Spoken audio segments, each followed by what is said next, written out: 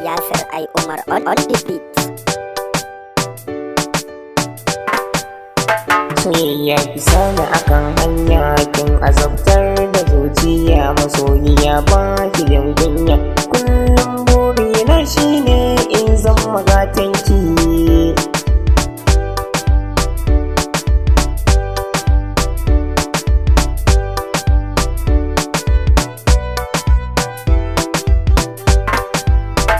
Tarko na ƙauna na shige idan baki na san zan zauce, har cewa ake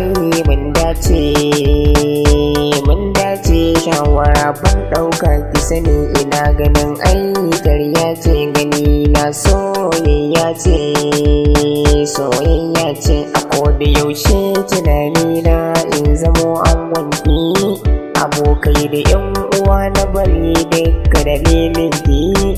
Wasu cewa suke na zamo bawanki, gani na hakan bai damuna tun da ina san ki.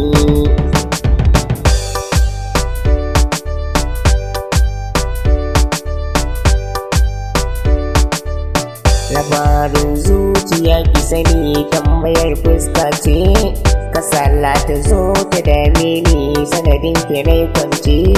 Tunaninki ya shige raina garma a ce gwani, zama da gwani akwai daɗi ke bakin bambance. A bayi ne ni soyayya kamar za ta zama aure, ko ina za ki je mu tafi gani na muna tare.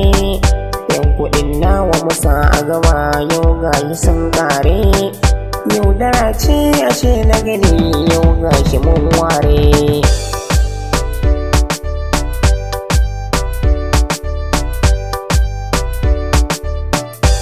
Haba ni ban san so ba, yanzu ne na san sa.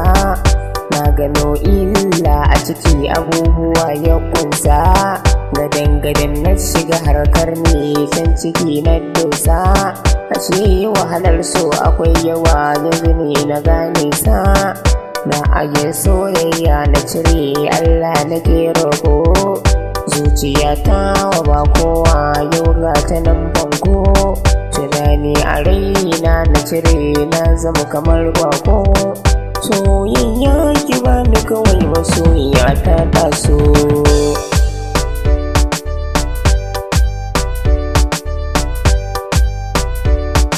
Ashe kin manta cewa alakuci ne ya kayo mu da soyayya, ya jarrabe mu shi muke kai wa kokanmu. Ki ne ni yau kika bar ni kin san ni kaɗai na kakamu. Mata ko a dangare ku ne idan ba ku kwarai za mu gane da kunya yawa gare zan ya kone. Yanzu ni na bar wa Allah ya sa haka ne daidai.